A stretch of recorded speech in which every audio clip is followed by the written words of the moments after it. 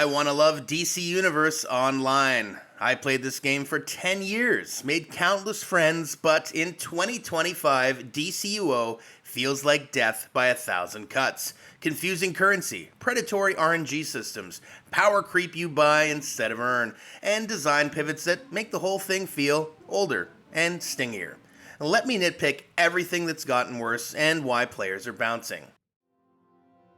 Today I'll break down the 8 biggest pain points: time capsules and bundles, artifact RNG, allies creep, the stat clamp fight, PvP abandonment, currency soup, confused content cadence, and tech rot.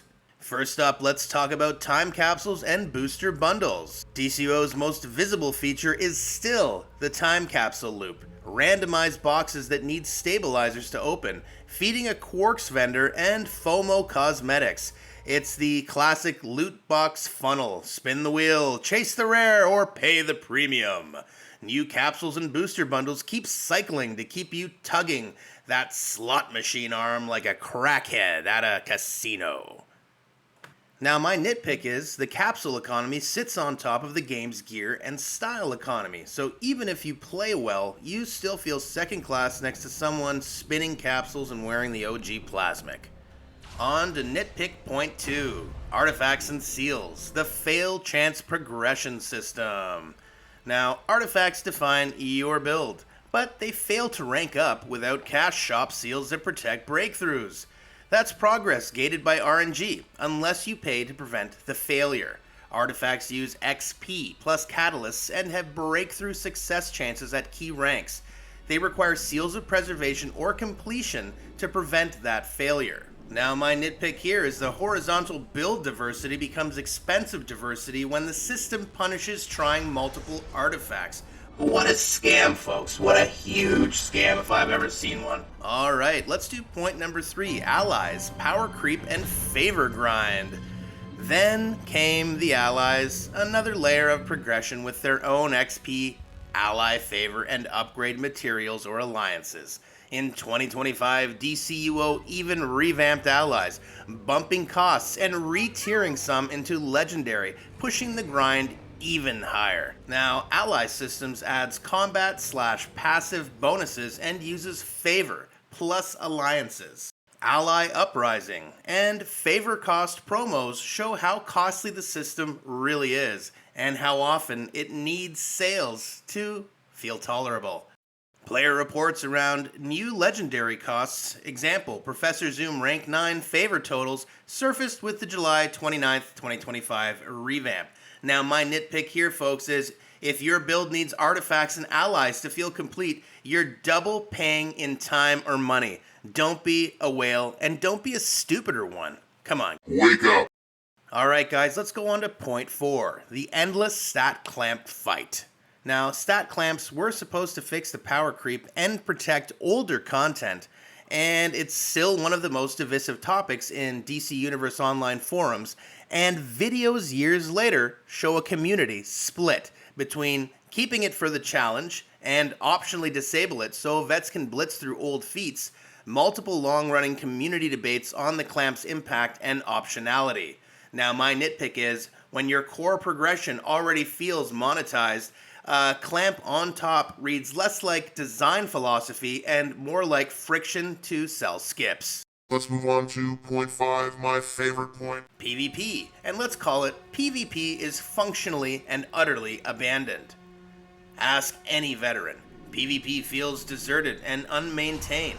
Threads in 2025 are folks saying goodbye or asking what happened to PvP, with little dev motion, of course. It doesn't make any money, let's be real. Ongoing community sentiment about PvP neglect in 2025 continues. Now, my nitpick is a superhero MMO where superhero versus superhero is an afterthought is more than just painful. It's embarrassing. It's embarrassing.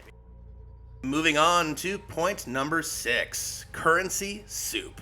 And I got a big bowl of hot steaming Shazam just for you. New players hit a wall of currencies, source marks, seasonal tokens, quarks, Destiny tokens from Dr. Fate's daily rewards, and more. It's confusing onboarding, and each currency ties into a different monetized loops. My nitpick here is, the more currencies you add, the more the store becomes the game. Rolling on to point number 7, content cadence confusion. Chapters? Patrols? Campaigns. 2024 delivered episodes 47 and 48 in 2025.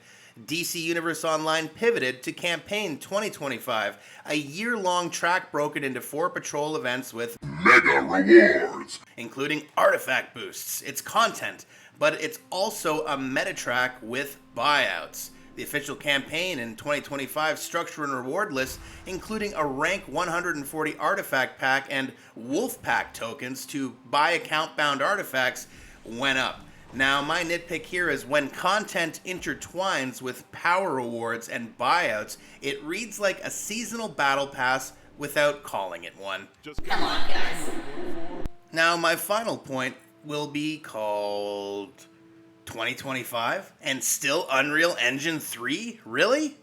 Yes, DCUO finally launched native PS5 in March 2024 and Xbox Series clients later in 2024, but the core is still Unreal Engine 3. That's Unreal.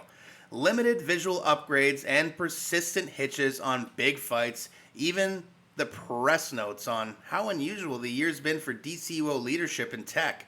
I mean, guys, it's Unreal Engine 3. We're in 2025. It's literally time to update it or move on.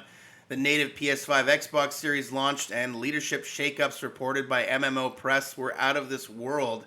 Now, my nitpick here is native clients are nice and aging core isn't. Let's update it, DC. Come on. There's better Unreal Engines out there.